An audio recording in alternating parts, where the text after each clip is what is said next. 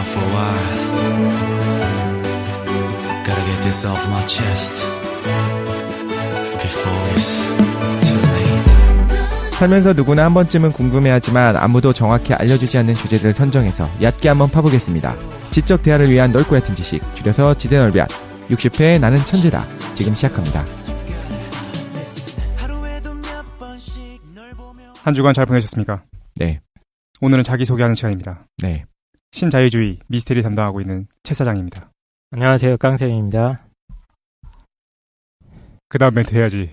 지금 죽창. 캐릭터에 혼란이 왔어요. 너무 많아가지고. 그래서 공부하시다가 너도 한 방 나도 한 방. 오늘 장을 들자. 오늘 넥타이 메고 오셨어요? 되게 멋있어요, 요. 깡쌤. 스마트해졌네. 예. 오. 깡쌤 삼성. 몸이 되게 좋으셔가지고 오, 그래. 셔츠 입으시면 이상하잖아. 몸이 되게 좋으셔. 모이는 몸이 나쁘다는 건가? 그렇게 꼭 찍지 회사 오랜만에 않았는데. 갔다 오셨군요. 삼성맨.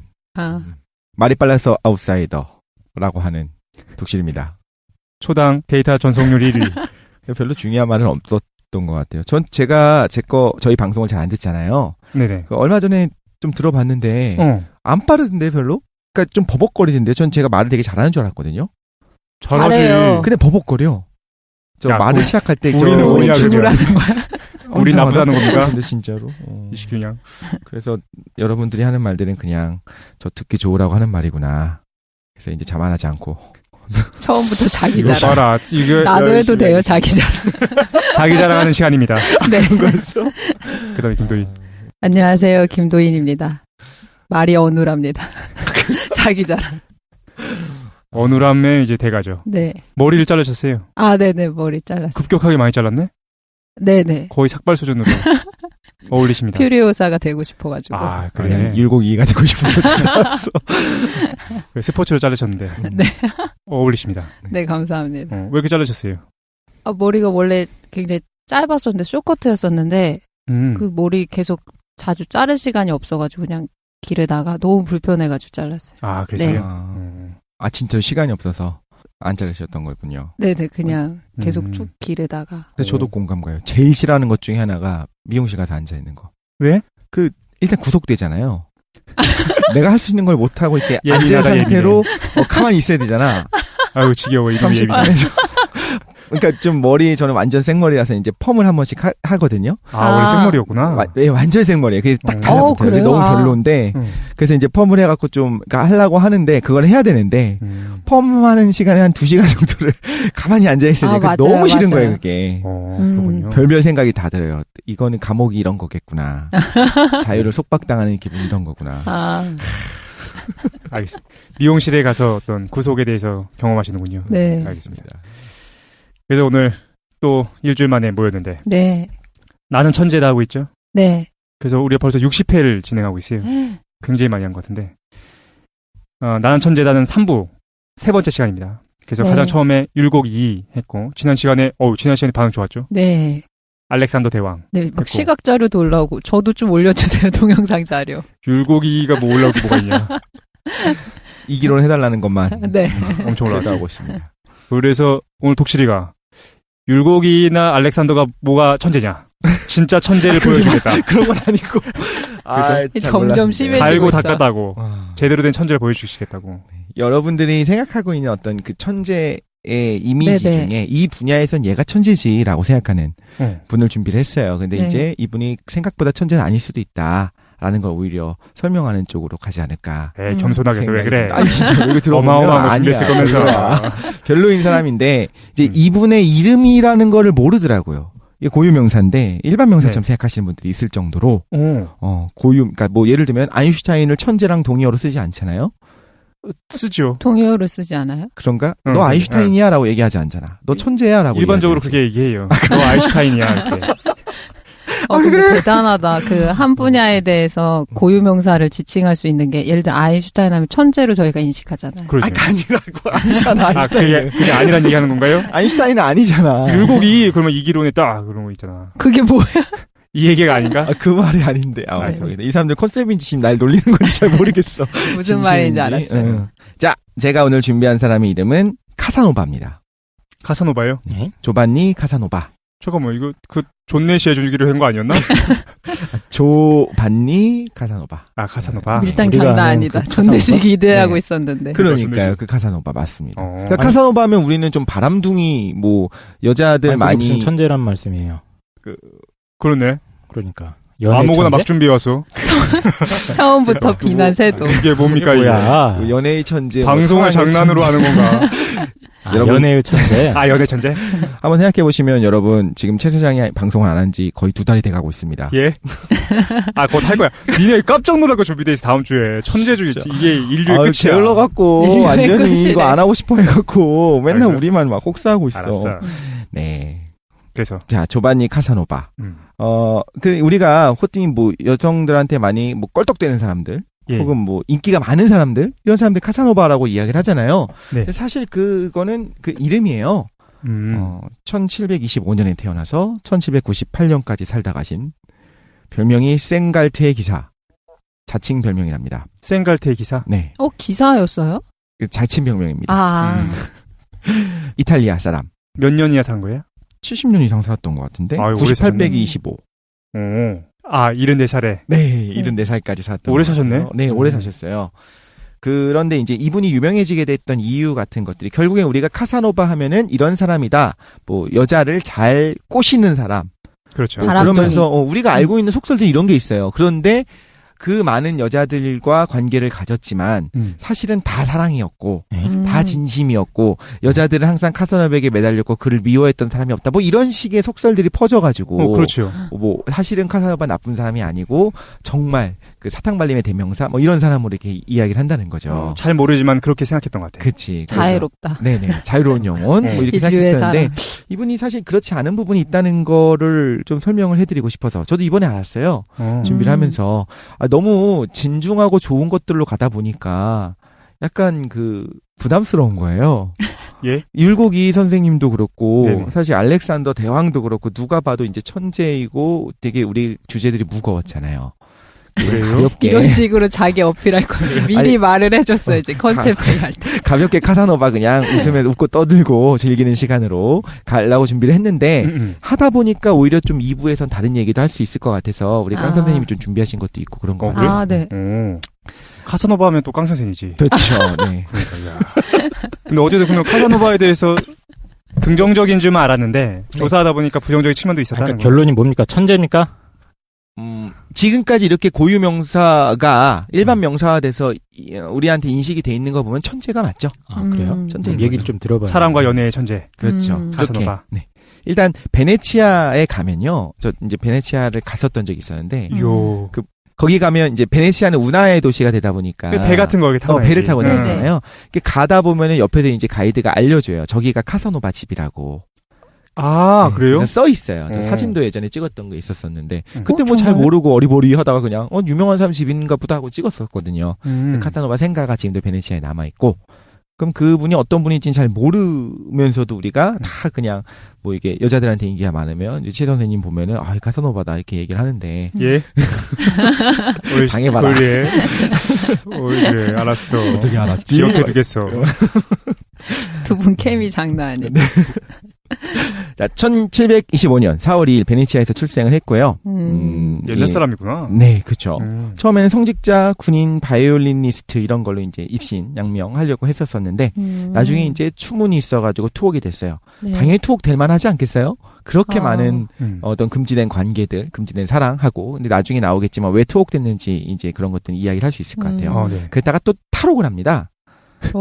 제가 베네치아 가면 되게 유명한 감옥이 있거든요. 네. 감옥이 있고 뭐 탄식의 달인가 그런 다리도 있어요. 그것도 지나가면서 이제 항상 사진을 찍는데 거기에 탈옥됐었다는 얘기가 있고 또 얘기를 들어보면 거기에 감옥에 갇혔던 건 아니다라고 이야기를 하기도 해요. 그러니까 베네치아에 유명한 감옥이 있고 네. 그 감옥으로 가는 다리가 있어요. 네. 그래서 그걸 탄식의 다리라고 부르고 그 앞에서 이제 관광객들이 사진 쫙 찍거든요. 네. 왜 탄식의 다리라고 부르냐면 이 다리를 건너서 감옥에 들어가게 되면 이제 살아서 못 나온다. 그래서 이런 식으로 이제 스토리를 만드는 거지. 잘 만드는 것 같아. 베네치아가. 그랬는데 이제 거기는 원래는 정치범들이 수용되는 얘기 때문에 카사노바는 그럴 만한 급이 아닌 인간이 있기 때문에 거기는 아니었을 거다라고 이야기를 하기도 합니다. 아무튼 간에 이제 탈옥을 해요. 네. 탈옥을 하고 나서 이제 어떻게 되냐면 생애의 3분의 2 정도를 이제 여행을 다니면서 유럽 전투를 다닙니다. 그러면서 이제 여행을 다니면서 여러 가지 뭐 사랑들을 나누기도 하고 이렇게 했겠죠. 탈옥한 사기도 다음에 치고. 돌아다닌 거구나. 그죠. 그 전에도 뭐 이런저런 걸 했겠지만 일단 탈옥이 56년이거든요. 나이가 꽤 있죠. 이미 탈옥할 때가 31살.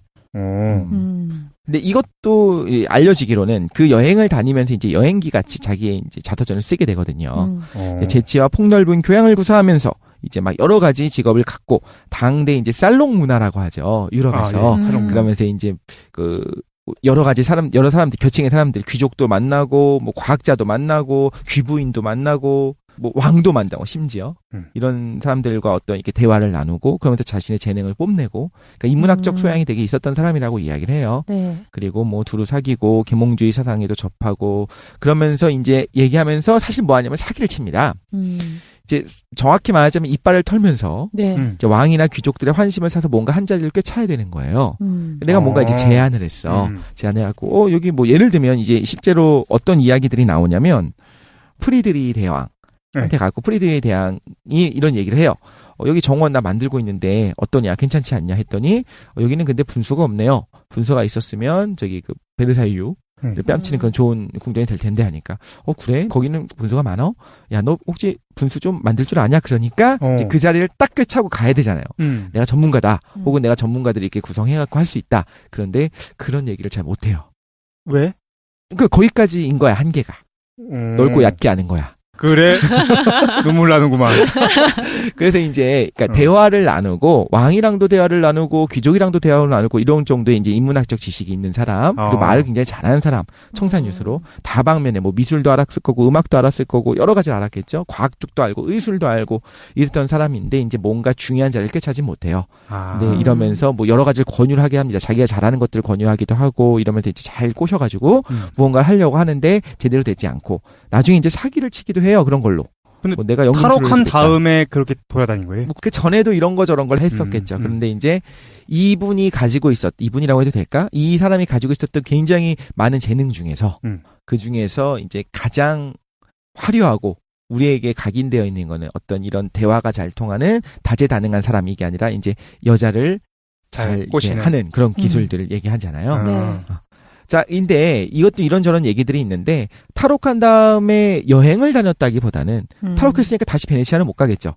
지금이랑 다르게 당시 세대를 생각하면은 정말 중범죄자가 아니면 굳이 뭐 인터폴 같은 게 있는 것도 아니잖아요. 그렇죠. 정보 전달도 이제 잘 안 됐을 테니까. 그렇죠. 네. 그러니까 뭐 이 사진을 갖다, 사진도 없었을 거고 뭐 갖다 뿌리면서 정말 뭐 예를 들면 국왕을 살해했다. 그런 게 뭐 이런 거였으면은 이제 어떻게든 이제 따라와갖고 체포하겠지만 그게 아니면 그냥 유럽 대륙을 돌아다니고 있으면 잡지를 못하는 거예요. 그치. 내버려 두기도 하고 그냥 별거 아닌 인간이거든. 그렇게 잡으려면 비용도 들 텐데. 그렇지. 그러니까 이제 베네치아를 못 가는 거고 베네치아 못 가는 상태에서 그냥 전국을 다 돌아다니면서 여기서 한번 사기 한번 쳐보고 그 다음에 또 저기 가서 또 이제 사랑 한번 나눠보고, 사랑을 나누면서 이제, 뭐, 이렇게 좀 귀족 부인 같은 경우는 잘 이렇게 해갖고, 뭔가 좀 용돈도 받고, 그쵸. 막 이런 식으로 하면서 도망 다녔다, 혹은 뭐 이런 식으로 한 군데 정착하지 못했다. 자유로운 영혼이었구나. 그렇죠. 그렇게 보는 게 더 정확한 것 같아요. 그래서 뭐 파리 같은 데서는 역마살이 겠다, 뭐, 그것도. 파리에서는 마리 앙뚜아네트 총애를 받기도 하고 이런 식으로 하다가 근데 재밌는 게 많아요. 뭐 볼테르, 괴테, 모차르트 같은 유명 인사들과 교제를 가지기도 하고 그러다가 나중에는 이제 성불구가 됩니다. 너무 방탕하게 놀아서 그런지 뭐 매독에 걸렸는지 뭐였는지 모르겠지만 그래서 나중에 이제 40대 이후에는 보헤미아 둑스의 성에서 옛날 친구였다고 해요. 발트슈타인 백작의 사서로 이제 지내면서 상당히 오랫동안 한 30년 가까이 있다가 죽는 거죠. 근데 이제 이거예요. 이때 이 사람이 심심하니까 사서로 있다가 자서전을 씁니다.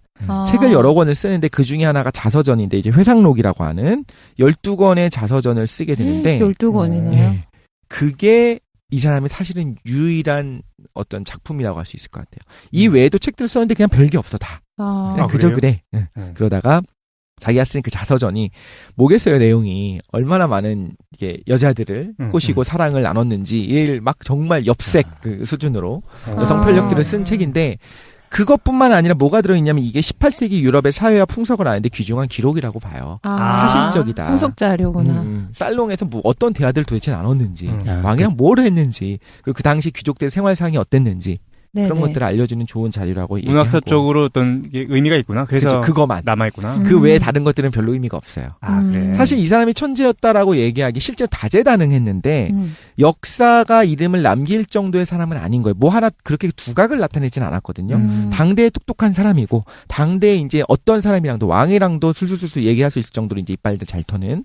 근데 이제 죽은 지 200년, 300년이 지났을 때도 예를 들면 카사노바의 이름을 붙은 뭔가 이렇게 이론이 있는 건 아니잖아요. 그렇구만. 그러니까 이 정도의 천재는 아니었던 거예요. 특별한 결과물은 없구나. 그치. 근데 그 왜 특별한 없습니까? 결과물이 있으니까. 수많은 여성들의 마음에 불을 질렀는데 그렇군요. 그게 소중한 거 아닙니까? 그리고 무수히 많은 인류한테 유전자를 퍼뜨리지 않았을까? 그게 아닐 거예요. 지금도 이게 사람- 남아있지 않을까? 그게 아니라고 얘기하는 것 중에 하나가 한 명도 임신을 시키지 않았다.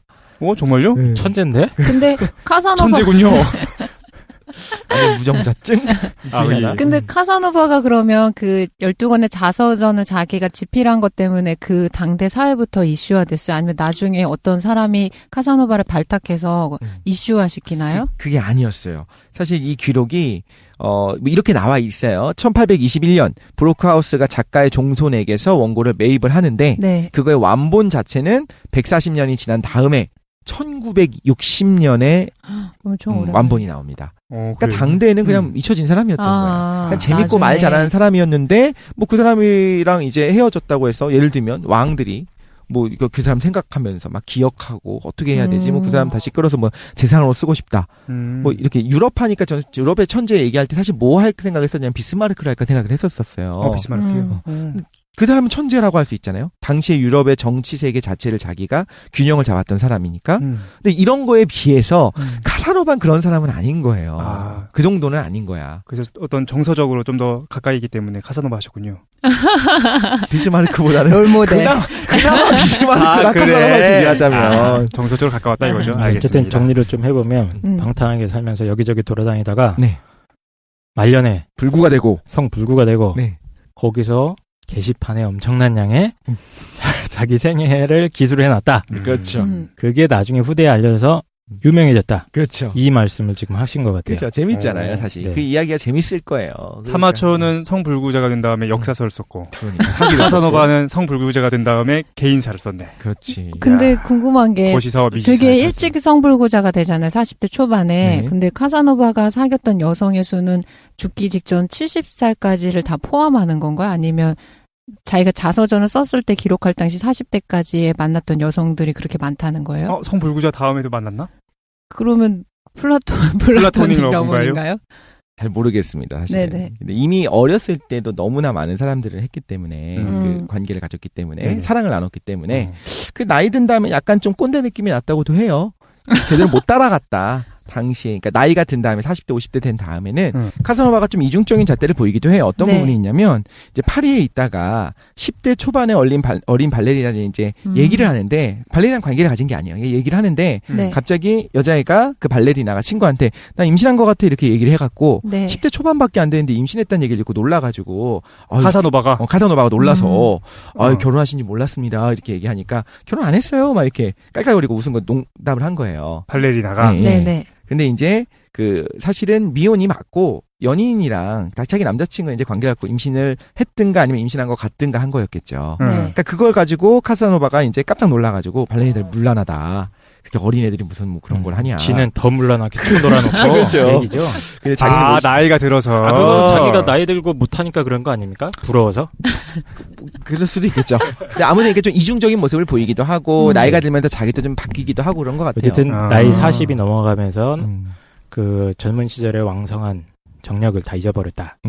좀 안타깝네. 그리고 도덕적인 인간으로 변명하셨습니다. 아니 비슷한 게 단지 그거 하나 때문에. 좀 비슷한 게 있어요. 도덕적인 인간을 변모하셨다고 했던 게 너무 딱 맞는 말이 뭐냐면 이 사람이 죽을 때 뭐라고 이야기를 하냐면 나는 철학자로 살았고 기독교도로서 죽는다. 이렇게 이야기를 했거든요. 아이고 대단하십니다. 뭘 모독하는 거지? 철학자를 모독하는 건가? 기독교자를 예수 모독하는 그리스도를 건가? 모독하는 건가? 둘 다 뭔지 모욕하는 모르겠네요. 것 같아요. 아무튼간에 이제 자기가 이제 못해가지고 마지막에는 이제 그 육정을 억누르고 살았을 때 육정 자체가 사라졌었겠죠. 그렇게 살았을 텐데 아무튼 그렇게 참 이제 자기 애가 강했던 사람인 것 같아요. 적절한 표현인 것 같아요. 자기 애가 강한 사람이었을 것 같아요. 그냥 자기는 다 합리화되고 나는 자유로운 영혼이고 자기한테 관대하고 내가 하는 거는 로맨스고 심지어 사실은 이제 돈을 주고 샀다는 증거들이 많아요. 여자들 네. 정말 말로, 혀로, 그리고 매너로 꼬신 것이 아니라 네. 외모도 잘생겼다고는 하는데 아무튼 간에 그것만으로 한 것이 아니라 실제로는 이제 특히 좀 부유한 사람들 말고 가난한 계층 혹은 천한 계층 당시에 이런 사람들과 사랑을 나눈 다음에 용돈으로 금화를 좀 줬다라고 얘기하는 건데 딱 뭔가 보이지 않습니까? 현대에 와서는 네. 그게 과연 그 가난한 사람들이 그 가난한 여자들이 카사노바를 그렇지. 사랑했을 것인가 아니면 저 사람에게 이제 일종의 그 금전적인 지원을 받을 거를 알고 그 관계를 했을 것인가에 대해서 근데 본인은 이제 책에다 계속 쓰기로는 나 역시 나의 외모에 나의 말발에 반해가지고 우린 진정한 사랑을 나눴고 그 여자는 날 정말 너무 사랑했고 이렇게 이야기하는 것이 하지만 좀 가정이 어려우니까 내가 좀 도움을 줬다. 그렇지 좀 나르시시즘 같은 느낌이 있었어. 그래. 그리고 단순 비교는 안 될 것 같아. 과거에 이제 그때 시대와 현대 시대를 단순히 비교해가지고 어떤 돈을 지불했다라고 해서 우리가 이제 뭐 성매매나 그렇게 단순 비교하는 거는 좀 좋지 않을 것 같기도 하고. 그렇죠. 성매매라는 개념 자체도 사실 우리나라만 봐도 언제나 그게 이제 좋은 거는 아니었지만 권장될 만한 건 아니었지만 근데 현대에 와서 정말 현대에 와서 더 그게 강화되지 않았습니까? 한 60년대 50년대 이때에서의 어떤 성매매들은 어디서 소설에서 봤나 어디 수필에서 봤던 것 같은데 우리가 윤리적인 비난을 하긴 참 쉽다. 그런데 그 가난한 사람들 당시에 지금이랑 좀 다른 것 같아요. 지금의 어떤 유흥비를 위해서 성매매하는 건 좀 다르니까 당시에 그 사람들을 윤리적인 비난을 쉽게 할 수 있느냐라는 이야기들이 나오기 때문에 그때 또 17세기, 18세기와 비교하면 또 안 될 것 같다는 생각도 들고 성매매 관련된 거는 너무 예민하고 복잡한 문제니까 네. 이건 오늘 뭐 다루는 거 아니죠? 그렇죠. 다음에 한번 다뤄. 근데 지금까지 들은 걸로 가지고는 그냥 좀 방탕하게 살다가 쓸쓸하게 늙은이 같은데 이게 뭐가 천재라는 겁니까? 천재성을 좀 입증해 주시죠. 천재성을 깨려는 방송이었기 때문에 사실. 근데 이렇게 얘기할게요. 그러면은 우리 흔히 알고 있는 걸로 하겠습니다. 예. 이분은 박학다식하고요. 상식도 풍부하고요. 머리가 좋고 잘생겼고 실제로 비율이 키가 187이었답니다. 일단 외모적인 그 당시에요? 비율이 좋고 187? 네. 외국인이니까. 조인성 이런 느낌인가? 그런가 보다. 조인성 머리도 작았겠지? 아마 그랬을 것 같아. 그 음. 이탈리아 남자들이 실제로 이탈리아 남자구나. 이탈리아잖아. 짜증나네 또. 뭘 점점 먹어준다고 하잖아요. 그렇죠. 실제로 그러니까 한국에 뭐 이게 동양뿐만 아니라 실제 서양에서도 굉장히 매력 있다고 본다고 하더라 이탈리아 남자들을. 야, 그래요? 그렇죠. 이탈리아 남자. 그 안에서도 약간, 우리가 볼 때는 뭐 북유럽 쪽에 좀 이렇게 노란 머리에 그런 사람들 되게 그런 모습들을 멋있다고 보잖아요. 그러니까 단순히 잘생겼다기보다 여성이 봤을 때 남성성이 강하게 느껴지는 것 같아요. 이탈리아 사람들. 그래요? 네네. 뭐 언론에서 나오는 것들 그거 보면. 뭐야? 알렌토? 태양 가득히. 퍼플문. 그거 보셨습니까? 태양 가득히? 안 봤어. 누구죠? 알랭드롱 나오는 거. 알랭드롱 보통은 알랭드롱 나오는 거 있잖아요. 맞아요. 예. 그게 아마 알랭드롱이 그 이탈리아 사람인지 모르겠는데 그 배경 자체가 이탈리아 아니야? 예. 근데 완전 멋있어. 대박.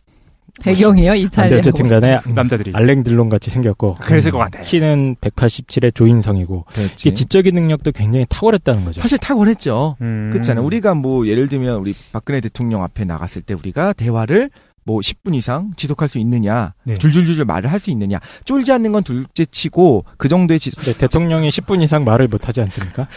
우리 요즘 대통령 성함이 너무 많이 나. 그러게 대통령. 대통령은 삐 해주세요. 알겠습니다. 네. 그래서 이게 말솜씨도 좋고 사실 매너도 좋았을 거고 그렇죠. 상류층 사람들이랑 이제 관계를 할 때 이야기를 네. 할 때 그러니까 대화를 할 때 얘가 매너가 없고 제대로 못 배운 사람이다 느낌 들면 바로 쫓아내지 않겠습니까? 그렇지. 그치? 왕이랑도 이야기를 했다라고 하는 거, 독대에서 이야기를 할 수 있었다라는 것들은 실제로 완벽한 매너를 갖추고 있었을 거다 볼 수 있는 거고. 그러니까 제가 듣기로는 이탈리아어뿐만이 아니고 프랑스어, 라틴어 이런 것들을 다 능통했다고 그래요. 그렇겠죠. 어차피 그 언어적으로. 유럽이 근데 네네. 언어적으로 보면은 이제 뿌리가 비슷하니까. 그래도 어떻게 언어가 보시. 되면은 더 꽂힐 수 있는 여자들이 많잖아요. 그렇구나. 그렇지 그러네. 않습니까? 일단 언어도 능통했고 그것뿐만 아니라 한 10대 무슨 법학 박사학위 뭐 이런 걸 받았다는 기록도 있나 봐요. 15살에 수도원장을 하고 16살에 법학 정말요? 박사를 받고 그래요? 다재다능하구나. 네, 실제로 다재다능했고 아, 이제 그렇구나. 그리고 생긴 건 조인성이고. 조인성이 조인성에다가 키가 조인성. 그때 뭐 과학적인 것도 많이 공부했다고 그러는데 이 재밌는 게 이런 게 있어요. 그 통계학에 능통해갖고 어느 정도 알아가지고 통계요? 프랑스 국영 복권의 조직을 위탁받아서 운영을 했었대요. 근데 복권이라고 하는 거는 기대값을 산출을 해야 되고 그래서 몇 불을 발행했을 때 어떤 식의 그러니까 수익을 국가가 올려야 되잖아요. 그럼 예를 들면 500원을 주고 우리가 복권을 산다고 하면 그의 기대값이 뭐 300원, 200원 꼴이 나와요. 네. 기대값이라고 하는 건 얼마냐 어떻게 계산이 되는 거냐면 확률에다가 당첨될 확률에다가 그 당첨금을 곱해요. 그 전부 다 그걸 다 더합니다. 그게 기대값이 되는 거예요. 그럼 예를 들면 1등을 하면 100억을 벌 수 있는데 예를 들면 1등이 될 확률이 10억분의 1이야. 그럼 기대값은 10원이 되는 거예요. 그렇지. 이렇게 단순히 곱하는 거니까. 그렇죠. 근데 내가 돈을 주고 살 때는 100원을 주고 샀어. 그럼 100원을 주고 샀지만 우리는 뭘 꿈꾸냐면 100억이 되겠구나. 를 꿈꿀 수 있지만 맞아요. 실질적으로 기대할 수 있는 평균을 냈을 때는 10원을 기대하는 거거든요. 근데 이런 거에 대해서 이제 통계적인 것들을 기본적으로 알고 있어야 된다라는 거죠. 네. 근데 이제 통계 그 복권 사업을 담당했었어. 네, 프랑스 국영 복권사. 근데 이 사람이 하는 행위들이 모르겠어요. 저는 복권이라고 하는 것 자체를 지금도 내가 좀 보수적인가? 좀 그 국가가 하는 좀 사행성 사업이라는 생각이 들어가지고. 그지. 복권을 사본 적이 사실 없거든요. 그런데 그래요? 네, 산 적은 없는데 정말요? 항상 그거는 꿈꿔요. 로또가 1등 됐으면 좋겠다. 복권 사지 않지만. 사진 않지만. 이게 무슨 얘기입니까? 좀 아무 그런 거 있지 않나요? 좀 복권이라고 하는 거 이미지가 별로 좋지는 않잖아요. 근데 당시에 유럽도 마찬가지였어요, 좋은데. 사실. 복권의 이미지가 국가가 개인들, 어떤 백성들을 상대로 하는 어떤 사기, 일종의 사기. 왜냐하면 뻔히 보이거든요. 수익이 나는 사업이거든. 네. 500원에 팔지만 기대값은 300원이고 그중에 200원은 국가가 가져가는 거거든요. 그래도 내가 50억을 벌 수 있잖아요. 그죠? 갑자기 복권 얘기 나중에 한번 뽑아서 하고. 하지 마시고. 다시 돌아옵시다. 네. 어쨌든 복권 사업을 했다. 네. 복권 사업을 할 그쪽의 정도로. 통계학, 수학 그러니까 쪽에 보니까 이게 그냥 인문학 쪽에 능통한 사람이 아니고 과학고, 영재고 학생이네. 그렇구나. 그렇죠. 수리과학적으로도 뛰어나고 그쵸, 외국어도 능통하지. 그 당시에 그죠. 제가 알기로는 키도 근데 크고. 출신 자체는 굉장히 좀 그 안 좋았던 걸로 제가 주사 드렸거든요. 그러니까 좀 부모님이 뭐 귀족은 아니고 귀족 그래? 계층이 아니고 일반 평민의 뭐 계층이었는데 거기서 이제 부모님이 배우였다 그래요. 네, 그래서 그 사이에서 태어났다가 어렸을 때 8살 때까지 아예 말도 못할 정도로 정신지체 의심을 받다가 갑자기 이제 뭐 약간 신비적인 체험 같은 것도 했나 봐요. 신비 체험이요? 하지마. 무슨 신비 체험했는데? 그래서 호피가 자주 났는데 어렸을 때부터 할머니가 이 아이를 점성술사한테 데리고 갔습니다. 그래서 온몸에 옷을 다 벗기고 몸에 이상한 기름을 바른 다음에 막 주문을 외웠더니 코피가 멈추는 것과 동시에 말문이 트였다. 이런 체험도 했나 봐요. 이거 저도 할 수 있는데. 이게 뭐 미친들. 그게 그래서 알았어. 9살 때부터 이제 학교에 기숙사에 있는 학교에 입성을 했는데 그때부터 책을 어마어마하게 읽었고 수학, 기숙사 학교네. 언어, 철학 이런 데에 어마어마하게 재능을 보였다고 합니다. 기숙사 학교 나왔고 그다음에 이제 과학에 좀 관심이 있고 키가 크고 초당 데이터 전송량이 좀 빠른 것 같기도 하고 굉장히 말이 많고 40대 이후가 되면 이 사람은 알겠습니다. 대단한 성골고가 된다. 저 본 것 같아요. 네. 알겠습니다.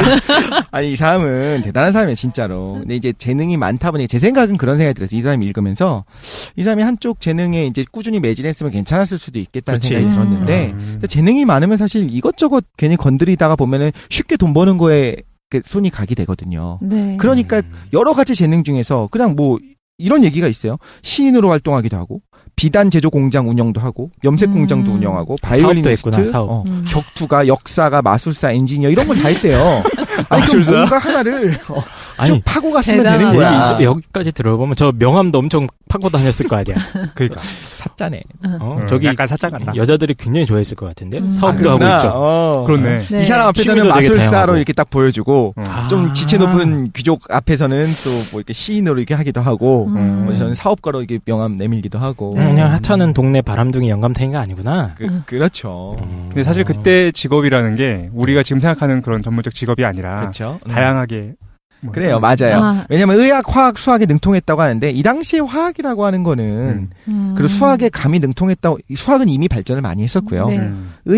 화학이라고 하는 거는 사실 지금 우리가 생각하는 화학이랑 좀 많이 다르거든요. 그래요? 그냥 뭐 2, 3, 뭐 연금술 지가 할 수 있다 해갖고 막 여자의 옆에 갖다 놓고 이제 자기야 오빠가 금 좀 만들어줄게. 손 좀 대봐 이런 거 있겠네, 그치? 손 좀 대봐 아니고 그 금목걸이 좀 줘봐. 그래, 금목걸이 내가 좀 2배로 줘봐. 만들어줄게. 오케이. 그러면서 멘트 되게 자연스러우신데요. 자연스럽구만.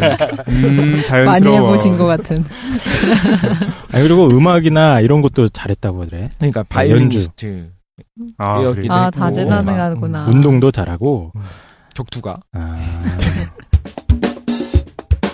아무튼 그런데 이제 아까 말한 것처럼 이런 부분에서 다재다능했는데 이제 제가 생각하기에는 다재다능하니까 이것저것 건드리다 보니까 쉽게 돈 버는 거 그래서 이제 선택한 것 중에 하나 나름 성공했던 것 중에 하나가 이제 복권 사업인 것 같은 느낌인 거예요.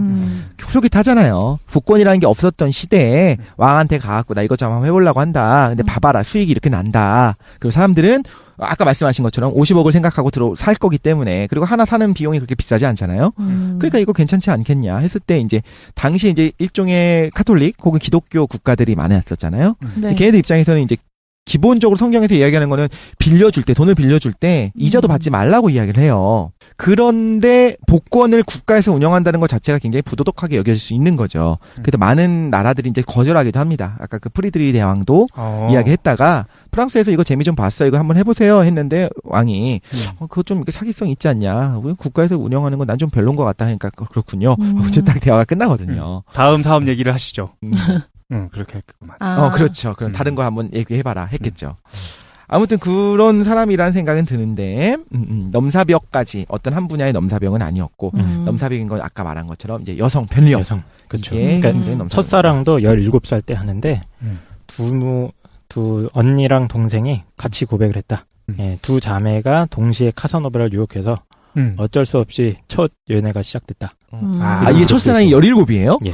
생각보다 빠르진 않네요. 왜냐면 15살에 수도 원장이었고 16살에 법학 박사였는데 수도 원장하고 때려치고 그렇구나. 사랑 때문에 욕망이 폭발했나 봐요. 그런가 보다. 아무튼 그래서 이제 사람들이 우스갯소리 하는 게 카사노바 연구회 같은 사람들이 있어요. 카사노바 연구회가 있어요? 그 연구회에서는 실존하는 연구회입니까? 죽창연합회 같은 건가요? 죽창연합회는 실존하잖아요. 실존하니까. 그 여성 편력이 양성 평등뿐만 아니라 이제 인간 평등을 구현하기 위한 것 아니었냐. 귀족 부인만 사랑한 것도 아니고 왕비만 사랑한 것도 아니고 중산층. 이런 거를 인류애라고 하죠. 인류애. 마더 테레사 모든 여자를 건가요? 다 사랑할 수 있는 이런 이 실존하는 연구회야? 카사노바 연구회라는 게? 뭐 진짜 농담같이 하는 건데. 농담같이. 우리가 진짜 이야기할 건 2부에 나오기 때문에 지금 이제 카더라들을 이야기해주고 있습니다. 네네. 그래서 이제 우리가 흔히 알기로는 연애의 천재라고 하는 부분에 있어서는 네, 맞아요. 그냥 뭐 딱 쳐다보면 쓰러지고 우리가 원한 건 바로 그거야. 쳐다보면 그 정도예요? 맘만 먹으면 뭐 세상에 어떤 여자라도 사랑을 나눌 수 있고. 그러니까 21살 때 이 카사노바가 모 귀족의 양아들로 들어갑니다. 그러니까 출신 성분이 사실은 좀 평민 출신이고 별로 불우한 어린 시절 정도를 보내다가 주식 선분하니까 어디서 많이 들어온 귀족의 아들이 된 이후에 전국이 아니죠. 이제 유럽 각지를 떠돌아다니면서 여행을 하는데 그 과정에서 뭐 100명이 넘었다라고 회고록에는 써 있어요. 122명. 내가 100명을 꼬셨다라고 스스로 얘기했다는 거지. 그러니까 회고록에 있는 그 숫자를 세어보면 122명 정도 122명. 나온다고 합니다. 네, 그래서 적절한 수치인 것 같은데요. 몇 년 동안 그게 중요하죠. 네. 약 그 한 20년 넘는 거죠. 20년. 그러니까. 20년간에 기록된 숫자가 그 정도인 거고 그때 당시 뭐 유럽 사회라는 게 뭐 지금도 그렇지만 이제 성적으로 그렇게까지 통제되고 그런 시대는 아닌 것 같아요. 그렇죠. 서양 서구 사회라는 게 그래서 지금보다. 성적으로는 오히려 좀 그때 당시 동양보다는 훨씬 좀 자유롭고 그랬기 때문에 이렇게 좀 활락 파티 이런 게 많이 있었다고 그래요. 그때구나. 중세 끝나고 이제 르네상스 지나고 바로크나 로코크나 어떤 게 되게 이제 성적이고 개방적인 그런 거 삶이 이제 꽃피던 시기였고요. 국가가 통제하기 이전이에요. 성에 대해서. 시대적으로 보면은 이제 활동할 수 있는 시대적 분위기가 형성돼 있었구나. 그래서 활동할 수 있는 시기. 그러니까. 그래서 유부녀 킬러. 온갖 뭐 성직자나 종교 재판관 뭐 이런 사람들의 어떤 몰래 숨겨둔 애인을 예. 카사노바가 다시 나타나서 또 꼬시고. 몰래 숨겨놨기 때문에 그걸 어떻게 할 수가 없어. 천재구나. 그렇지. 천재인데? 어떻게 할 수가 없어. 그렇구만. 당신 이 사람이 무슨 관계인데? 그러면은, 그거는. 지인. 그렇죠, 지인. 지인의 관계. 아까 말했었던 것처럼 굳이 또 천재성을 얘기하자면, 그러니까 기존에 우리가 알고 있기로 그냥 연애의 천재, 정말 그렇게 알고 있었던 부분들을 좀 더 얘기하자면, 임신을 네. 거의 시키지 않았다. 혹은 뭐 한 명도 시키지 않았다라고 이야기하기도 하죠. 예. 뭐 콘돔을 직접 개발해서 썼다는 설이 있어요. 네. 무슨 뭐 송어 물고기의 부위를 이용을 해서 콘돔을 만들어서 썼다. 이게 무슨 괴담입니까? 아니, 그런 설도 있어요. 썰이죠. 설이 있습니다. 그래서 그 감옥에 갇히게 되는 이유 중에 하나도 사실은 이제 이놈이 워낙 고위층 여인들을 건드리고 다니니까 종교재판관이나 당대에 좀 이제 권력 잡고 있는 사람들이 이 새끼 이거 뭐야 하고 꼬투리를 잡아서 감옥에 쳐 넣어버렸다 이런 설도 있고요. 그래서 감옥에 들어갔다가 아까 전에 탈옥을 하게 탈옥. 되고. 탈옥을 예, 거구나. 예. 그래서 한 5년 정도 베네치아에 있는 뭐 감옥에서 썩죠. 아 그렇군요. 썩다가 나는 이렇게 도저히 살 수가 없다 하고 도망가는데 그때 당시에 나를 이곳에 가둘 때 나의 동의를 구하지 않았기 때문에 나 역시 동의를 구하지 않고 여기를 떠나겠다. 역시 쿨한 자유인입니다. 그럴싸한데?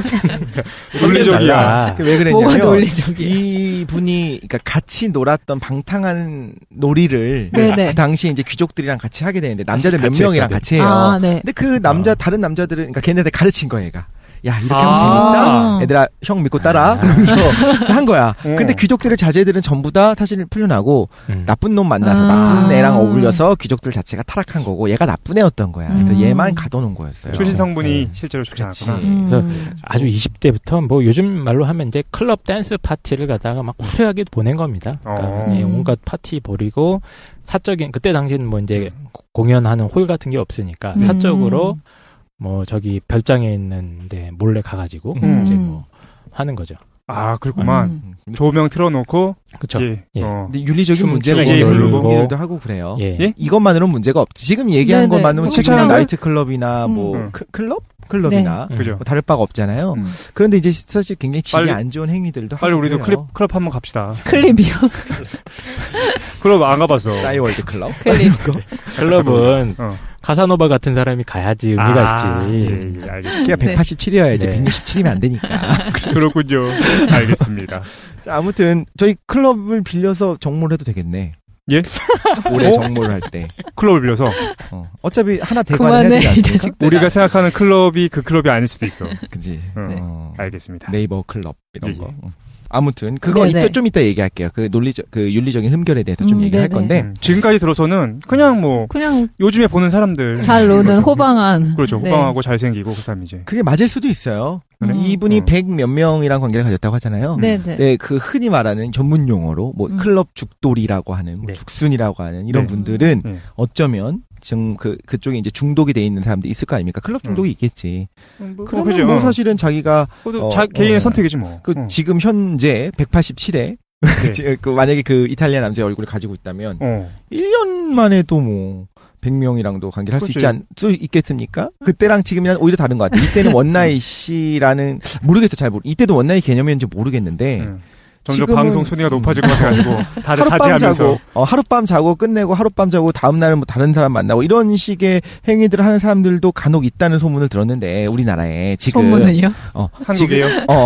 지금이랑 이때랑 이제 좀 다르게 봐야 될 것 같아요. 그러니까 문화적으로.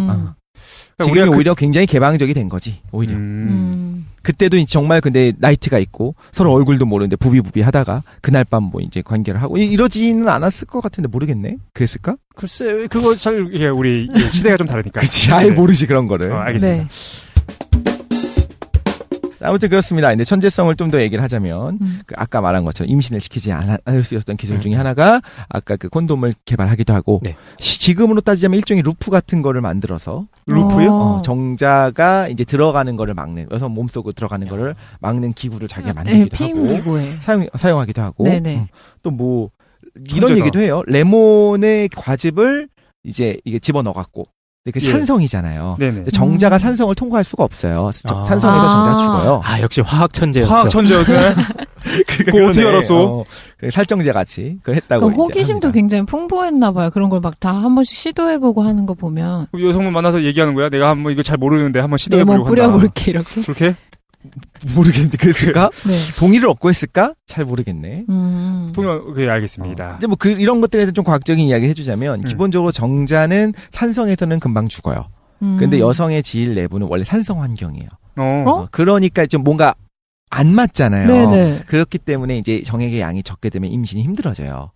사실 죽는 경우가 많고. 그런데 이제 정액이라고 하는 건 정자는 굉장히 조금이고 아주 적은 양이고 네. 대부분의 경우에 이제 영양분들이 들어있고 또 수분이 대부분이거든요.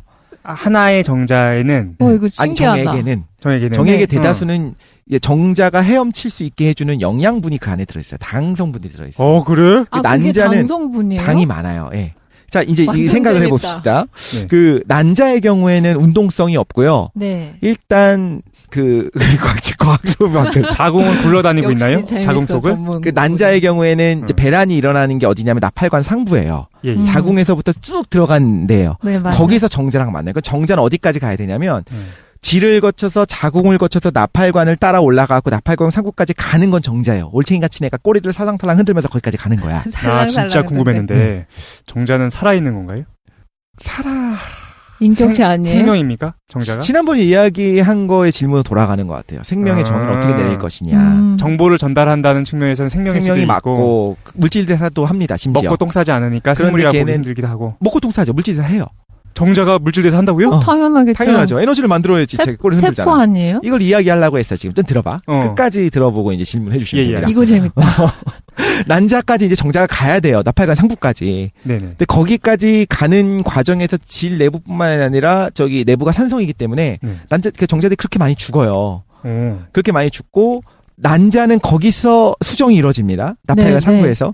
그럼 착상이 일어나는 데는 자궁이잖아요. 네. 그럼 10몇 cm 정도로 이동을 해야 돼요. 난자가. 근데 난자는 이동성이 없어요. 걔는 뭘 가지고 있냐면 이동해서 착상이 이루어질 때까지 며칠을 버틸 수 있는 에너지원을 가지고 있어요. 그러니까 난자는 자기 몸 안에 에너지원을 가지고 있는 거야. 뚱뚱해 그래서. 팔다리는 없고 에너지만 많아요. 그러면 이동시키는 역할은 정자가 하는 거예요? 아니죠. 난자를 이동시켜줄 수 있는 나팔관에 선모들 같은 것들이 나 있어요. 걔네들이 이렇게 슬슬 움직이면서 이렇게. 놀라운 걸. 네, 걔네들이 이동을 시켜줘요. 천천히 이동하는 동안 2세포기, 4세포기, 8세포기 이런 걸 거치면서 얘네들이 분열을 하게 되고 그러다가 이제 자궁에 정상적으로 착상이 되게 되면 그때 이제 에너지를 자궁으로부터 태반을 형성되면서 에너지를 받게 되는 거죠. 그때까지는 이제 굶으면서 자기가 에너지 계속적으로 세포 분열을 해갖고 준비를 하고 있어야 돼요. 착상하기 전까지는 에너지를 버티고 있어야 되는구나. 그렇기 때문에 에너지를 만땅 가지고 있는 것이 난자가 되고 우리 인간의 세포 중에 제일 큰 게 난자입니다.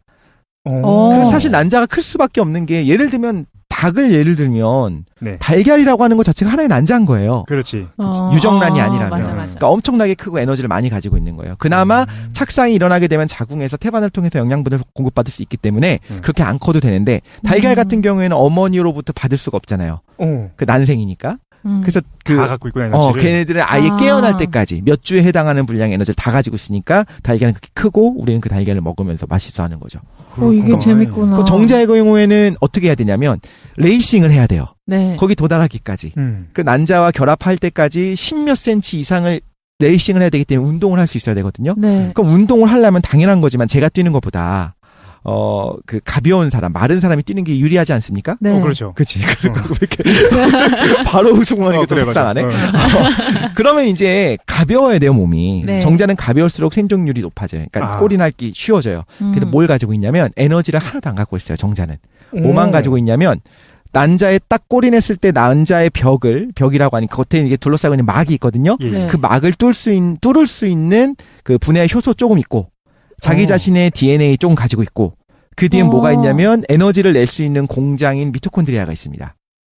그 미토콘드리아가 사실은 물질대사 하는 거예요. 네. 영양분을 공급받으면 그걸 분해하는 과정을 통해서 에너지를 내는 게 미토콘드리아인데 그게 상당히 많이 있어요. 꼬리 부분 입구에. 그다음에 이제 꼬리를 살랑살랑 흔드는 거야. 꼬리를 흔드는 힘을 어디서 받냐면 그 미토콘드리아가 영양분을 분해하면서 받아요. 그럼 그 영양분을 안 가지고 있어요, 얘네들은. 우리가 마라톤을 생각하시면 돼요. 마라톤 할 때 물이 필요하잖아요. 네. 물을 갖고 뛰지 않잖아. 달려가다가 물을 잠깐 들고서 벌컥벌컥 몇 집 마시고 그냥 버려버리잖아요. 네. 통을. 네. 똑같아요. 정자는 운동을 해야 되기 때문에 몸이 가렵고 그럼 에너지를 어디서 주느냐? 네네. 정액 안에 에너지원이 있는 거예요. 아하. 그 정액이 당분으로 이루어져 있어요. 저 아까 궁금한 게 네. 정자가 산성화되면은 죽는다고 하셨잖아요. 그러면은 질 내부가 산성인데 네. 질 안에 들어갔을 때 죽지 않는 정자가 살아남는 거예요? 아니면은 정액이 산성으로부터 알칼리성. 보호해주는 거예요? 보호해주는 거야. 정액이 아. 알칼리성이죠. 평소에는 질 내부와 자궁까지가 이제 산성으로 유지되면서 세균의 변식을 좀 막아주는 이런 상태로 있다고 보시면 그렇구만. 될 것 같고 그런데 이제 정자의 경우에는 그 상황을 이기기 힘들기 때문에 실제로 정자가 뭐 2,000마리, 3,000마리, 5,000마리, 뭐 2천만 마리 이 정도밖에 안 된다고 하면 거의 불임이라고 봐요. 왜냐하면 아무리 정액이 다 그 과정에서 영양분을 공급해주고 산성을 좀 알칼리성으로 어느 정도 중화를 시켜준다고 하더라도 못 버티고 정자들이 대부분 죽어나가는 거예요. 그래서 일종의 이제 잔인한 환경인 거죠. 이 거친 환경을 뚫고 10몇 센치를 겉으로 올라가서 꼬린을 하게 되면 실질적으로 한 2억 마리 정도 되는 정자 중에서 한 마리가 제일 첫 번째 도달하는 혹은 이제 첫 번째가 아니라고도 하고 좀 여러 가지가 있거든요. 이제 뚫기 위해서 좀 여러 마리의 정자가 필요하거든요. 아, 그래? 같이 뚫었는데 하나가 성공. 제일 먼저 들어가면 이제 성공하는 건데 한 마리 정말 딱 한 마리만 도착했다고 하면 그건 또 이제 수정에 성공을 못 해요. 다 못 뚫어요. 못 뚫겠구나. 효소의 양이 적기 때문에. 슬프군요. 공동작업을 해야 되는구나. 우리들은 뭐 여기 지금 지구상에 존재하고 있는 우리 모두들은 몇 억 대 1의 정말 경쟁주를 뚫고 꼬리냈던 정자와 어머니의 난자의 어떤 결합물인 거죠. 신비롭다. 그렇군요. 예전에 했던 방송이 생각납니다. 어떤? 글로 배운 사랑. 박테리아의 사랑 얘기하다가 네네. 악플에 시달렸었는데 네. 카사노바 얘기하다가 이제 정자에 대한 얘기를 하고 있어요. 근데 이제 카사노바가 재밌네요. 대단하다고 하는 거는 이게 네. 이런 거지. 그럼 정자를 죽이기 위해서는 그러니까 차단하는 피임 방법은 여러 가지가 있을 수 있는데 네. 여러 가지 중에 어떤 게 있냐면 물리적으로 정자를 아예 여성의 몸속에 안 집어넣는 방법이 말하자면 네. 콘돔이 되는 거죠. 네. 아, 네네. 근데 이제 콘돔이 완벽하지 않고 찢어질 수 있어. 지금처럼 뭐 아주 얇게 만들 수가 없다고 가정을 한다면 그렇죠. 그러면 일단 들어간 정자를 죽이는 방법이 필요하겠죠. 이게 네. 살정제라고 해갖고 여기서는 이제 레몬즙을 갖다 쓴 거죠. 산성이 되니까 아무리 정액이 알칼리성이라고 하더라도 산성이 내부가 너무 더 산성이 없군요. 심하다면 싹 네. 죽어버리겠죠. 못 가겠죠. 그걸 알고 있었을까? 어떻게 알았지? 당시에도 알 수 있었을 것 같아요. 정확히 그렇구나. 모르겠어 나도. 우연일 수도 있고 모르겠어요. 또 뭐가 있냐면 천재란 게 증명됐습니다. 피임 방법 중에 하나가 이제 과거에 쓰던 루프라고 하는 건 뭐냐면 일단 수정은 이루어졌는데 네. 얘가 착상하는 걸 막아주는 거예요. 네. 그러면 이제 루프를 자궁 안에다가 넣어놓게 되면 자궁이 뭔가 이물질이 들어와 있기 때문에 항상 염증 때문에 좀 염증 반응이 일어나게 돼요. 네. 그럼 자궁 내부가 좀 부어 있는 거야 염증 때문에. 네. 그러면 수정이 일어난 수정란이 착상 자체가 안 일어나는 거예요. 루프가 뭔가요? 루프가 그거예요. 그거를 삽입해갖고 구리선 같은 거를 자궁에다 삽입을 시켜놓게 되면 착상이 일어나지 않게 항상 염증 같이 이렇게 부풀어 있기 때문에 부어 있기 때문에 그걸 착상이 안 일어나요. 그게 이제 하나의 피임 방법이 되는 거죠. 네. 옛날 사람들이 일반적으로 알고 있었던 내용인가요? 거기까지는 모르겠네. 그건 모르겠고. 언제 생겼는지 모르겠지만 들어오니까 시술을 해야 되는데 자궁에 집어넣는 시술을 해야 되기 때문에 원래는 이제 루프 같은 경우에는 출산 경험이 있는 여성들한테 주로 권하는 거였어요. 자궁벽이 그러니까 자궁 입구가 자궁 경부가 열렸었어야 되고 그리고 아무래도 이제 처녀의 몸 안에다가 이렇게 그 이물질을 집어넣는다는 게 좀 부담스럽게 네네. 느껴질 수 있잖아요. 근데 출산의 경험이 있다고 하면 한 번이라도 이제 뭔가 이렇게 아기가 있었잖아. 자궁에 꽉 찼었던 아기가 있었던 거잖아요. 네네. 네. 그래서 이제 권할 때 그렇게 한다고 하더라고요. 근데 요즘 먹고 있는 경구 지금도 그러면은 그 루프를 삽입하는 거를 시행하고 있는 건가요? 요즘은 루프를 거의 쓰지 않을 거예요. 아, 그래요? 요즘에 이제 자궁 안에다가 집어넣는 장치가 있는데 네. 사실은 염증 반응을 유발하는 거죠. 염증 반응을 유발한다는 것 자체가 굉장히 부작용이 심할 거라는 그렇지. 거예요. 아프기도 하고. 네네, 요즘은 들어본 다른 것 걸 같아요. 삽입하는데 그게 뭐냐면 요즘 호르몬 제제를 삽입해놔요. 아. 호르몬을 먹기도 하고 그 팔목은 아닐 텐데 어디 몸 피부 안에다 심어 놓기도 하고 혹은 자궁에다가 호르몬 칩 같은 걸 놔둔다고 보시면 돼요. 관 같은 거를. 그건 염증 반응이 안 일어나나요? 염증 반응이 아니고 거기서 이제 호르몬이 호르몬 나와가지고 조절. 프로제스테론, 에스테로겐 같은 것이 나와가지고 항상 지금 몸의 상태가 임신한 상태다. 라고 착각을 일으켜갖고 착상이 안 될. 아니요, 배란이 일어나지 않게 해요. 아예. 그럼 그래요? 여기서 이제 윤리적인 재밌는 문제가 생기게 되는데 네. 무슨 윤리가 있냐면 루프 삽입술이라고 하는 거는 카톨릭에서 볼 때는 그건 낙태랑 동일한 거예요. 왜냐하면 수정이 일단 이루어졌잖아. 수정은 정자와 되지만. 난자까지는 아직까지 생명이 아닌데 수정이 이루어지게 착상만 되면은 안 되게 하는 거니까. 2세포, 4세포, 8세포, 포배기, 낭배기를 거쳐서 지금 막 세포 분해를 하고 있어요. 네. 그럼 걔가 착상이 되게 되면 이제 생명으로 자라나는 거예요. 그러니까 말하자면 일단 유정란인 거야. 근데 그걸 착상을 막는 거기 때문에 그러니까 생명의 시작을 카톨릭에 그러니까 어디서 보느냐에 따라 다른데 그렇죠. 일단 수정이 일어나서 정상적인 46개의 염색체를 가지고 있는 어떤 수정란. 게 되면 수정란이 되면 그걸 생명으로 보기 시작한다면 그것도 일종의 낙태와 동일하게 볼 수도 있는 거죠. 카톨릭에서는 생명의 시작을 수정의 순간에서부터 보는구나. 그렇게 봤었던 것 같아요. 근데 그게 사실 합리적일 수도 있죠. 어떻게 보면. 그렇죠? 그게 사실 논쟁이 되긴 해. 그지? 그래서 과학계에서는 몇 주죠? 16주인가? 16주를 기준으로 해가지고 그 전까지 뭐 했는데 그 얘기는 뭐 나중에 한번. 이제 의식의 발현이 언제부터 일어나는가 이런 것도 좀 중요한 것 같고 재미있는 것들이 있는데 근데 카사노바는 그런 것들을 했다라는 거죠. 또 하나는 이제 굴을 또 좋아했대요. 굴. 근데 우리도 지금 남자들이 뭐 스테미너 음식으로 장어도 얘기하고 굴도 얘기하고 하잖아요. 근데 장어는 들어보니까 장어가 스테미너 음식이라고 하는 이유는 그 꼬리 때문에 그렇다고 하더라고요. 길게 생겼잖아요. 그러니까 뭔가 상징하는 거지 장어가. 장어. 실제로 뭐지 음식에 그런 성분이 있는 게 아니고 그냥 상징적인 의미예요? 잘 모르겠어요. 잘 모르겠는데 사람들이 하는 말이 실제로 장어를 먹었더니 불끈불끈 하더라라는 얘기들을 하는데 그게 좀 플라시보일 수도 있겠다는 생각은 드는데 아무튼 장어는 그 모양 자체가 좀 이렇게 길게 생겼으니까 어떤 상징적인 의미라고 본다면 굴은 실질적으로 정력제가 맞아요. 그래요? 굴 안에 많이 들어있는 것 중에 하나 이제 아연이 되는데 실제로 아연이 여기서부터는 좀 15금인데 아연이. 근데 저희 처음부터. 15세 이상은 귀를 닫아주시기 바랍니다. 네. 처음부터 그렇구나. 네. 아연이 전립선에서 그러니까 정액의 대부분이 생성되는 데가 전립선이거든요. 네. 아까 말한 것처럼 정액이라고 하는 거는 정자가 대부분이 아니에요. 정자는 굉장히 조금 있고 대부분이 당연히 수분이고 그다음에 이제 당이 많아요. 그 영양분을 많이 가지고 있으니까. 근데 그게 생성되는 부분들이 전립선이나 한다면 거기서 정액의 성분을 만드는데 꼭 필요한 것 중에 하나가 아연이다. 그리고 아연이 세포 분열을 촉진시켜준다. 그래서 물론 정상적으로 아연을 섭취하고 있는 사람은 더 이상 아연을 먹어봐야 별 효과가 없을 수도 있는데 이런 건 있어요. 예를 들면 뭐 몽정을 했다든가 어떤 이유로 인해서 이제 정액이 많이 부족한 상황이 됐어요. 여러 가지로 뭐 정사를 많이 나눠가지고 그 상황에서 빠르게 정액을 다시 채워야 되잖아요. 그거를 만드는 성분 중에 하나가 아연이기 때문에 실제로 이런 얘기는 봤어요. 인터넷에서 궁금해서 찾아봤거든요. 아연에 효능해갖고 실제로 양이 는다는 거예요. 아연을 먹으면. 양이요? 양 자체가 늘어난대요. 생성을 더 촉진시켜준 역할도 하는군요. 그렇죠. 네네. 그래서 이제 진짜로 정액제가 필요하다면 굴이 정말 좋은 거고 또 뭐 예를 들면 그 뭐 아연을 선물해라. 아연 비싸지도 않거든요. 아연을 선물해라. 아연 제제, 아연 양. 아연을 선물해드리겠습니다. 근데 막 인터넷에 후기들 보니까 정말로 양이 늘어나더라. 이런 얘기가 아연을 있어요. 핥아 먹으면 되나요? 아연이 근데 아연이라는 그 영양제만 따로 팔아요. 뭐 철분제 이런 게 아니고. 그 종합 비타민 같은 거 안에도 아연이 들어있긴 해요. 그런데 이제 아연만 보충하게 나오는 예를 들면 셀렌이 따로 나오고 비타민 C가 따로 나오듯이 아연이 따로 있기도 하거든요. 어쨌든 카사노바는 성과학의 천지였다. 그렇죠. 네. 장비를 잘 활용했구나. 그렇구만. 카사노바 얘기가 과학으로 넘어갔어. 이거 만드는 또 여기 카사노바 같은 경우에는 워낙 뛰어난 화술이라던가 상대방의 심리를 꿰뚫어보고 하나의 여인한테 몰입해서 사랑에 몰입하는 기술이 워낙 탁월했기 때문에 좀 재밌는 사건들도 몇 개 있어요. 그러니까 파리에서 베니스에서 도망 나와서 파리에 들어가가지고 이 사람이 이제 워낙 자기 재능이 탁월하다는 걸 스스로가 압니다. 천재는 또 자기가 천재인 걸 알지 않습니까? 그러니까. 그렇죠? 그래서 60살 먹은 귀부인을 꼬시기로 합니다. 왜냐? 유산이 탐나서.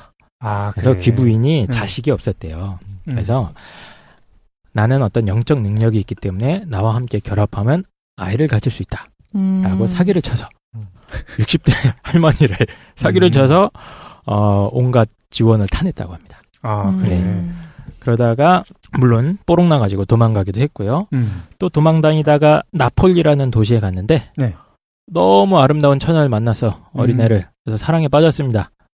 그래서 그 연을 꼬셔서 우리 한번 결혼 한번 해볼까 하고 어머니를 만나러 갔어요. 네. 근데 그 집에 갔는데 자기 옛날 여자친구가 어머니야 또. 이런 막장 드라마. 그런데 그 애가 그러니까 자기 딸이었던 자기 거죠. 딸이었을까 싶기도 해요, 이게. 예, 재밌는 에피소드들. 근데 뭐 아까 임신은 한 번도 안 시켰다며. 그러니까 그랬다는 얘기가 있는데 실제로는 최소한 한 번 이상은 임신시켰다라고 실제로는. 그러니까 세상에서 돌아다니고 있는 기본적인 오해와 그거에 대한 실제 이야기를 해준 거죠. 임신을 시켰겠지. 어쨌든 기술적이거나 예, 내용적으로. 딸일 수도 있고 또 재미있는 사건은 뭐냐면 영국까지 넘어갔어요. 어이구. 영국까지 넘어갔는데 17살 된 어떤 좀 창녀죠. 그때 당시에 만났는데 자기가 했던 그 방식 그대로 자기가 걸려서 당합니다. 어떤 방식? 매춘부한테 사기를 당해서 온갖 재산을 다 털리고 빈털터리가 돼서 막 자살 소동까지 벌이고 그래요. 카사노바가 자기가 당한 거예요 이번에는. 그래서 자살 소동? 예. 그래서 이 매춘부가 고소까지 합니다. 그 나를 오히려 매춘부가 나를 때렸다. 카사노바가 나를 때렸다 이렇게 하고 고소까지 해갖고 합의금까지 받아내려고 하고 하여튼 꽃뱀한테 제대로 걸린 거죠. 아 그렇군요. 뭐 이런 사건들도 있었어요. 그래서 뭐 여러 가지 뭐 남편 있는 여자 꼬시다가 막 그 결투 벌이다가 죽을 뻔하기도 하고 이게 계속 반복됩니다. 이 짓을 하다가 고위 공직자들한테 찍혀갖고 쫓겨나는 거예요 계속. 그 아까 투옥됐었던 게 되게 충격적인데 네. 그 이런 시대장을 생각하더라도 투옥될 정도였어요. 어떤 거였냐면요. 결국에는 그 사기를 쳐갖고 남편을 먼저 꼬셔내요. 그러니까 우리 좀 대단한 사람인데도 좀 나랑 같이 좀 같이 가주셔야겠습니다. 남편이 뚫어서 가겠죠. 그러다 이제 얼굴을 가리고 어디다 딱 내려놓고 그 다음에 남편한테 너 내가 지금 풀어줄 테니까 너 절대 아무한테도 말하지 마라. 경찰인 것처럼 뻥치고. 그럼 이제 남편이 돌아가잖아요. 보이스피싱이었네. 그동안 사실 아내를 납치하는 거예요. 남편을 집에서 빼놓은 동안. 그럼 아내를 납치하고 어디 구석에 데려가고 이제 다 같이 아내를 강제적으로 즐기겠죠. 아내와. 여기 범죄네, 이거는. 범죄예요. 그렇게 며칠을 하다가 이제, 질리게 되면 다시 여자를 얼굴 이렇게 가려가지고 다시 집에다 데려다 놓고 도망가고. 범죄네, 이거. 완전 범죄자예요. 이거를 우리가. 그래서 아까 전에 카사노바를 우리가 긍정적으로만 볼 수 없다. 근데 이 사람이 거의 천재적인 연기 능력, 연기를 막 잘해요. 굉장히 잘해요. 사기꾼인데 사기꾼들의 특징이 연기를 굉장히 잘하잖아요. 그러니까 이 장면도 남편을 꼬셔내면서 연출을 한 거야, 뭔가 자기가. 세팅을 한 거야. Catch Me If You Can 뭐 이런 영화 보시면은 그 주인공이 막 항공사 기장처럼 행세도 하기도 하고 그렇죠. 뭐 이런 걸 행세를 굉장히 잘하잖아요. 그 역할도 수행을 정말 잘하는 겁니다. 아까 그러다가 아까 전에 감옥에 간 거예요? 감옥에 간 거죠. 네, 그 짓을 하니까 범죄를 하다가 범죄죠, 범죄. 그래놓고 또 이제 자기 자서전에 뭐라고 쓰냐면 당당히 그걸 다 써요. 방법을 다 써. 그러면서 내가 납치했지만 이 여자가 우리를 정말 사랑했고 너무 자기도 기뻐했고 즐거웠다. 미친놈인 거지. 근데 이거를 가지고 뭐 우리가 정말로 수많은 여자들의 마음을 사로잡았던 말빨 좋고 얼굴도 잘생긴 귀족 같은 남자 이렇게 생각하면 안 된다는 범죄자구만. 거기다 뭐 임신도 사실 아까 말한 것처럼 시키기도 하고 또 자매 모두랑 동침하기도 하고 이건 지금 기준으로는 그런데 또 당시에 또 달랐을 수도 있어요. 모두 결혼을 하기도 하고 할 수도 있었으니까. 근데 심지어 나중에는 성노예를 부리기도 하고 아무튼 그냥 사실은 정서적으로 되게 불안한 사람일 수도 있겠네요. 하는 행동을 보면. 아니면 아주 그냥 욕정으로 충만한 거죠. 그리고 자기 합리에 높은 규제거나 리비도가 강력했던 분이구나. 근데 이제 그런 성노예를 부렸다라고 하는 거는 그러니까 우리가 성노예라고 생각하는 그런 거를 어떻게 알았냐면은 자기 자서전에 쓴 거예요, 다 자랑스럽게. 야, 이거 그냥 뻥친 거 아니야, 그냥 내가 이랬다. 근데 전부 말빨로 정말 만약에 속였다면 그나마 어느 정도는 모르겠는데 그것도 아니고 금전적으로 아까 얘기한 것처럼 사실상 그런 부분도 있었고. 그러니까 연기와 화술의 또 달인 이런 면모도 있는 거죠. 근데 이게 얘기를 들어봤을 때 뭐가 생각나면 사실 굉장히 픽업 아티스트들이라고 하는 그러니까 좀 비슷하다는 얘기까지 드는 거예요. 최근에 좀 인기 있는 픽업 아티스트가 뭐지 혹시 아십니까? 처음 들어봤어요. 사실 이거 나 처음 들어봤어. 이 용어를 그때 우리 기획회의 하냐고 잠깐 모였었잖아요. 네. 그때 이 용어를 처음 들어가지고. 우리 유명한 건가요? 픽업 아티스트는 좀 2부에 좀 쉬었다가 그럴까요? 어떨까 생각됩니다. 그러면 우리가 지금 카사노바의 천재성, 어떤 성과학이나 성행동에 있어서의 천재성을 우리가 봤는데 이제 잠깐 쉰 다음에 2부에서는 현실적인 문제와 좀 연결시켜가지고 얘기해 보도록 하겠습니다. 잠깐 쉬시지요. 네.